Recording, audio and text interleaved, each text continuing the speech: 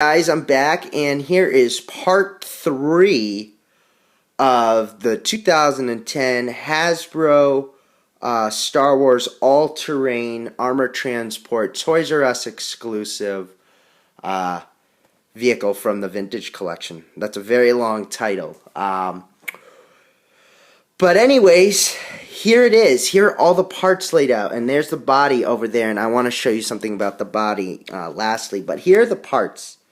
All I can say is this is probably the biggest Star Wars vehicle I have seen for my second time in collecting. The largest vehicle that I saw before this was the Naboo Royal Starship from Episode 1. But it may look smaller to me because the last time I actually had that in possession was the 8th grade, and then I gave it away. So it may look smaller to me now compared to this. But this is huge. These legs are longer than my hand to my elbow. And I'm about 5'8", 5'9". So just giving you the size, I mean, that's pretty crazy for a toy. And the same thing with this headpiece too. I mean, this is the crazy part. I mean, look at the size. Look how much space there is in there. I mean, that's a real cockpit. Another thing I wanted to point out, and I did see some videos on this, was this rubber thing. This is the only thing that bothers me where it could get easily cut. Now, this toy itself, I mean, just looking at it and taking out all these pieces and the size and the weight, a little kid couldn't put this together, and this is the first time where I would have to agree with the instructions that this would require adult assembly. I mean, literally, this is heavy for, a child.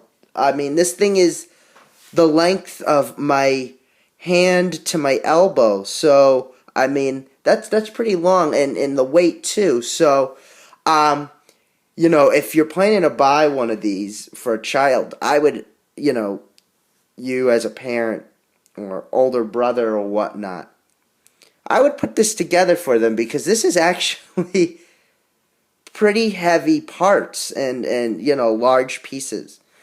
But anywho, going back to the review, we got here one of the pieces. This is the dish or the screen that goes inside the cockpit. I did do some instructions reading. I have the rest of my parts scattered over here because my table couldn't fit them all.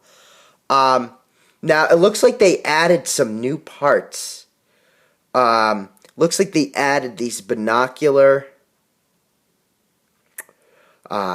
sort of, it's probably like a targeting system, inside the walker itself. Yeah, it looks like some sort of binocular targeting system. You got your classic chin guns, your missiles. These things, I wonder what they are, so I don't know what they are until I assemble it and look at the directions more. And then you have somewhat more of those binocular things over there as what I could see, something like that. I'm not sure. I'm just assuming that. But I know these are some binocular targeting thing because it looks like some sort of one of the decals go there, or both of the decals go there. So that was on that table. So going back to the first table, this is pretty cool. These are the feet. This is the feet. I mean, literally, the feet. I usually I've only hold something this big, which is a softball. I mean, this is like the width of a softball, just the feet. I mean, here's the driver that came with it. I mean, look how big that is. And I mean, measuring the driver, I mean, it's the length. 4 drivers could probably fit in this one leg, and I can just imagine how many can fit from the top of the body to the bottom of the feet. So probably a lot. But yeah, I thought that was one cool thing that with the Vintage Collection and what they've done with these retoolings of these classic vehicles is that Hasbro went out of their way to get the proportions right for someone. I mean, you can never get the scale that we all can wish it was. I mean, it would just be too big. But for a child or for a collector, I mean, this is the perfect scale. And, you know, I mean, this doesn't make the snow speeder look bigger than the walker because, I mean, the snow speeder and a vintage AT-AT, you know, the snow speeder looked much bigger closer to it than the walker did itself. So I'm glad Hasbro fixed that. One complaint I do have, and you know, is I wish Hasbro did a little bit of a better job on the vehicle here. They just used an enamel paint, a glossy enamel. And it seems like they retooled the speeder bike as well because there's a new type of plastic that's very like flexible, and they fixed the flaps. I have an original 83 speeder bike from Kenner, and I had the Power of the Force 2 one when I was a kid. And these flaps would come off, and they don't come off anymore. They retooled all of that, which I think is really cool. But they could have done a little bit better with the plastics. But anyways, it still looks great as a speeder bike. So I can't really complain. And also, it's another thing to add. Now, here's the last piece I wanted to talk about. Here's the body. This thing's huge. This is probably the heaviest piece.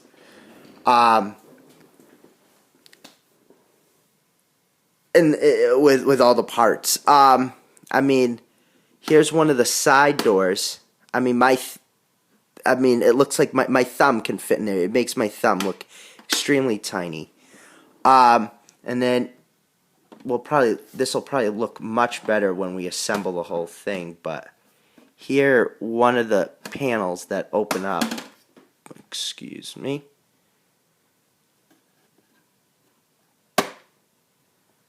So, yeah, I mean, just the space of it. I mean, this sticking my hand in here makes it look just so tiny. I mean, that's just the size. This is the size. And, you know, I thought when people were saying, oh, this is the big AT-AT, I thought people were exaggerating, you know, to go get it. It was just to advertise it. But no, this thing's huge. And now here's the last thing. This was very confusing to open. I actually had to go on YouTube before I did this video and actually figure this out. But this is the, let me tilt it on its side here. Hold on one second. I'm going to need 2 hands for this. Okay. Oops. Okay. Okay, here we go. Sorry about that. This is probably the most confusing thing to open. This is the rear hatch where the speeder bike goes, according to the instructions. And you press this button. Once it fully works, this is supposed to make sound. We have no batteries in it yet, but that was very confusing because in the instructions they don't tell you how to pop this off. They just tell you where to put all the decals in. So they don't tell you how to pop this off. So I was pulling it here. So I couldn't figure it out. And I'm just like, I don't want to break anything. But I got to tell you, one thing that they've done with these retooling of the vehicles is that they've made the plastic very sturdy. Just in case if you can't figure out how to open these things. Because if I would have kept tugging on this, it would have gotten a stress mark or something if it was on a Kenner thing, because that was very common with Kenner hatches and stuff. They would get stressed very easily. But I feel like with these retoolings, Hasbro has kind of made the hinges more thick, which I've noticed. So, you know, they could take a little bit more pressure than they usually can. So I'm glad that they fixed that because there's no stress here whatsoever. So I really appreciate that. Let me try to open this one more time. Yeah, you need 2 hands to do this. But yeah, I mean, no stress, which I just think is amazing because this is difficult to kind of open up. But other than that, I know there's more bells and whistles on this. I can't really see it because, we got to put this together. But this is part 3.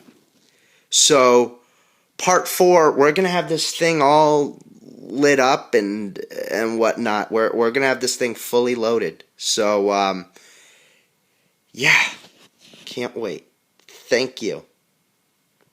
Hey guys, I'm back, and well, today I not only have the Hoth cannon set up, but I have the Hoth turret defense and Hoth generator attack. Now, there's one more piece that I bought that I'll tell you in the next video that I will obviously reveal.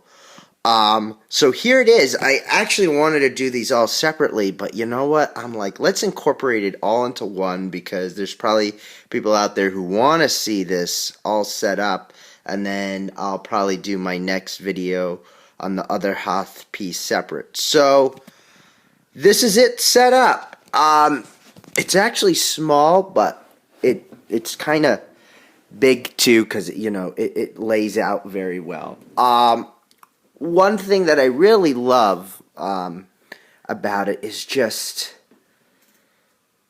all the pieces. I mean, this was really ahead of its time, and looking at the scale and whatnot. I mean, to make something like this back then was just amazing accomplishment. And to be quite honest with you, I think this is actually better done than the Micro Machines in the '90s.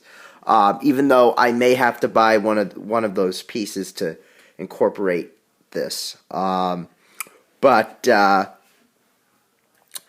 in the meantime, this is awesome. I mean, this just, for the most part, blows the Galoob Micro Machines out of the waters from the '90s. And it's Kenner, too. So first thing I wanted to go over, well, it's a little dark down here. Sorry if it's a little blurry. But these are all your characters set up. I know it's not the best, but starting from the top all the way back there's your Leia. There's a Han that I got that's from one of the other play sets. And here's your Luke that came with it. The Snow Trooper and Darth Vader did not come with this, but that Rebel Soldier did. And then, this is really cool. I'm going to try to do this. I'm doing this on an iPad. Okay, I could do it carefully. But that's the ion cannon, and what you could do is you could pull this tab, and the whole ball goes down or up, and you could do it. It basically goes 180, side to side, and makes a click sound. That's supposed to be the ion cannon firing. Now, over here, I didn't tell you this, but these are the blast doors back there from the movie. As you can see, the two doors kind of look like something from like Tetris, the way that they're cut out. So you pull on this watchtower up here where that trooper is over there standing, and those doors close. Another cool thing that I like too, and I'll actually do the action feature on this. You press this, and this flies off, pops off, and it's another way to reenact to get, troops in there if you were to close the blast doors.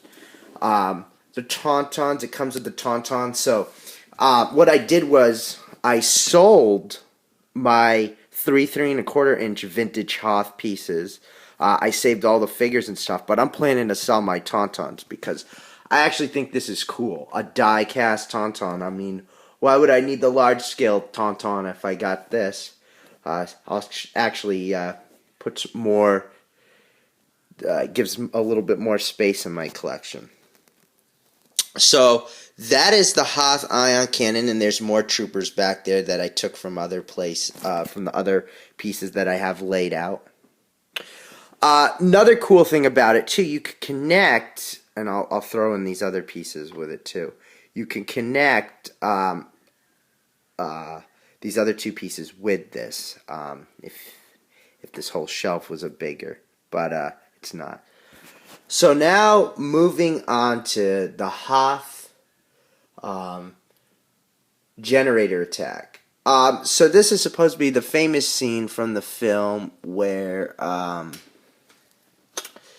the AT-AT blows this up, or, you know, when they have the battle. Now, I thought this was really cool. You press this. Oh, whoops. That fell down. Let me get that for a second.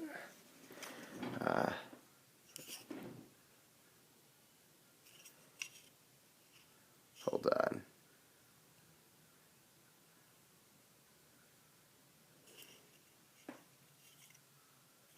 It just fell on my floor. I thought something happened. It's fine. So yeah, you hit these. This is the shield generator feature. Now, the hardest thing about the shield generator and going back to the Hoth pieces, or where the decals, I did on some of them, not this one, but on for the Hoth ion cannon, I did have to put a little light bit of glue, a thin coat of glue, so they could stay on, because, I mean, the adhesive on these stickers are starting to dry out. I mean, all these pieces together are 31 years old, so I'm surprised that they're still intact on the actual decal sheet, because usually earlier Star Wars stuff, and this is very common with the stuff from the first Star Wars film, and for most of the 3 3¼ inch items, the stickers kind of dry off the sheet. But anyways, so this was an interesting decal to put on. I had to carefully pop out that little hole very carefully with an X-Acto knife, because it was not popping out, and I didn't want to rip the decal, but nothing got ripped whatsoever. And I'm really picky about those sort of things. Also, this is another cool feature. Let me move this back here. You would hit this, and this comes apart, which I think is awesome. And this opens up, and you're able to put in one of the Imperial snowtroopers in there, which I thought was awesome. Now, here's the last piece that I have set up as of right now for Hoth.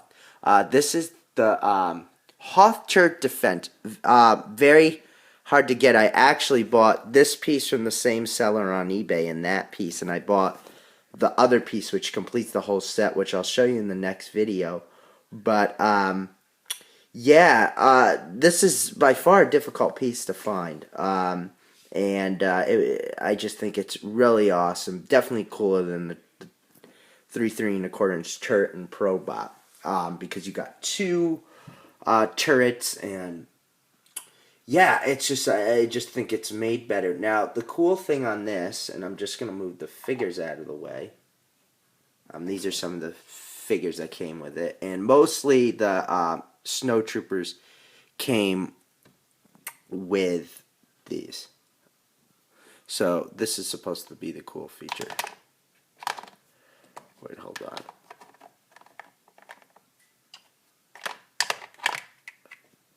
Okay, well, it's supposed to come apart, but basically you would hit that, and this, yeah, oh, it came apart now.